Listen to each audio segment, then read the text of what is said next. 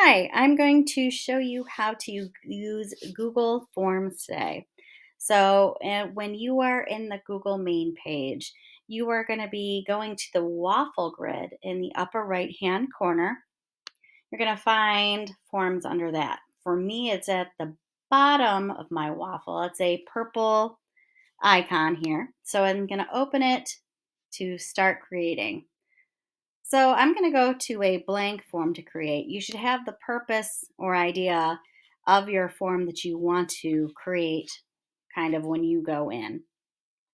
So I'm going to start first with a question. Whatever your purpose is, let's say for me, if I were a history teacher and I'm teaching about the Civil War, um, and I wanted to do a comprehension check, I could write my first question saying, let's say, who was in the Civil War? Now, I have different options of how I want kids to answer this. I can make it a multiple choice question. I can make it a short answer question, or I can make it a paragraph thing, check boxes, or a drop down thing.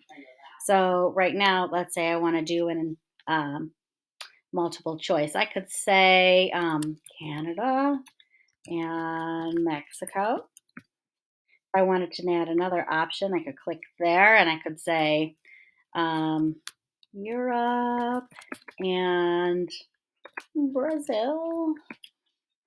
And then I could also add another one saying, I don't know, the North and the South. Oops, spelling. So if I were done with that question and I wanted to add another question, I could click on this Add Question button on the right hand side of the screen. So I click that, and let's say this one I wanted to make it a short answer. So I would click short answer, and then I would type in my question here. So, like, who was the president in 1862? Okay, and then they would be able to answer right here underneath it. Now, if I wanted to add another question, but I wanted to do something different, like I wanted to um, add a picture, then I could do that. So I can click on this little icon and I can choose, let's say if I wanted to add a political cartoon that I wanted them to explain to me, then I can search that up and post that on there as well.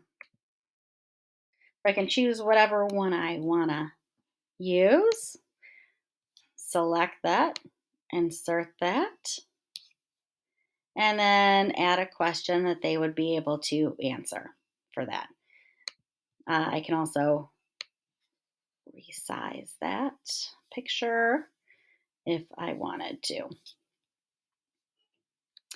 So once I was done, let's say, answering or putting in all these questions, I could go look at these different tabs up top. I can go to a settings tab up top and choose if, let's say, if I do want to make it a quiz, I can click on that and then has an option to give automatic feedback. What was their grade right after they took it, let's say? And there's other options too under responses and presentations. So once you're done with adding all the questions in that you want, you're satisfied with your product, you can hit the send button in the upper right. And that gives you an option whether you want to email this form. You can copy the link and even shorten it if you wanted to.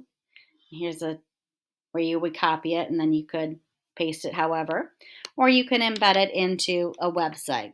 I've seen a lot of teachers copy the link and then add it to Google Classroom for their students to access. So a way teachers can use this, let's say for a quiz, You want to do a comprehension check if you're reading a book in a language arts class, or even as an entrance slip or exit slip for a class. Students can use it. Let's say were taking surveys for a science class or another type of class, or even for if they wanted to get their friends' opinions for something socially. So that is some of the ways that you can get it. You can use these forms, students and teachers. You can also preview the form before you send it out, and you can customize any kind of themes. This is where you would customize the fonts and the colors if you wanted to do that. So I could change it, let's say, to the blue if I wanted to save it. So that's how you use Google Forms, and I love using this, and hopefully you will too. Thanks. Have a great day.